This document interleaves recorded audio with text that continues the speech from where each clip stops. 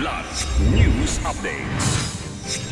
Sa ating mga balita, isa pang Alice Goo natagpuan ng NBI sa kanilang database. Kapatid ni Alice Goo napatunayan rin isang Chinese.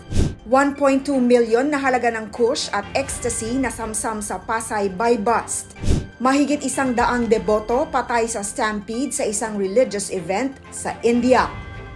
Ako po si Cesar Soriano, kasama ang buong puwersa ng Kidlat News Channel para ihatid ang mga nangungunang balita sa buong kapuluan ngayon.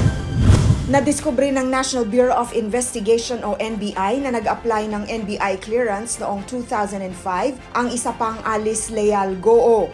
Saad ni NBI Director Jaime Santiago, iba ito sa 2021 NBI clearance na inaplayan ni suspended Mayor Alice Goo. Nag-offer rin ang gobyerno ng pabuya sa kung sino mang makakapagturo ng kinaroroonan ng babae sa 2005 NBI clearance. Ayon kay Santiago, maaaring humarap sa kaso ang babae sa pagtatago ng kanyang identity. Samantala, ibinunyag ni Senator Sherwin Gatchalian na isa ring Chinese ang kapatid ni Alice Goo na si Wesley Leal Goo. Lumabas sa fingerprint results ng NBI na siya si Goo Ziyang Dian na dumating umano sa Pilipinas noong 1999. Giit ng senador, isa itong katibayan sa pang-aabuso ng late registration process ng pamilya Goo para magpanggap na mga Pilipino. Nasamsam ng mga operatiba ng Philippine National Police Drug Enforcement Group o PNP-DEG ang mahigit 1.2 million pesos na halaga ng kush o high-grade marijuana at ecstasy sa isang buy-bust operation sa lungsod ng Pasay. Inaresto sa operasyon si Mark Cedric Nicolas. Nakuha sa kanya ang 700 grams ng kush na nagkakahalaga ng 1.05 million pesos at 100 tableta ng ecstasy na may halagang 170,000 pesos.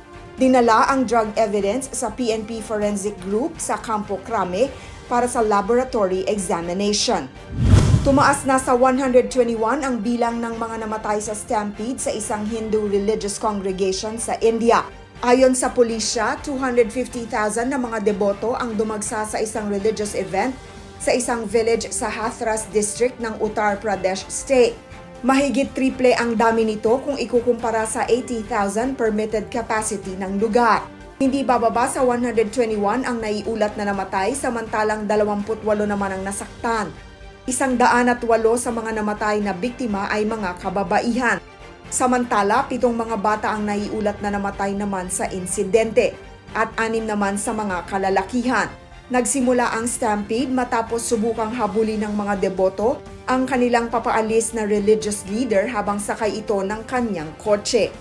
Para sa Kidlat News Updates, ako si Rosalyn Sinchonko, nag-uulat. At inyo pong natunghayan ang mga headlines sa nakalipas na mga oras.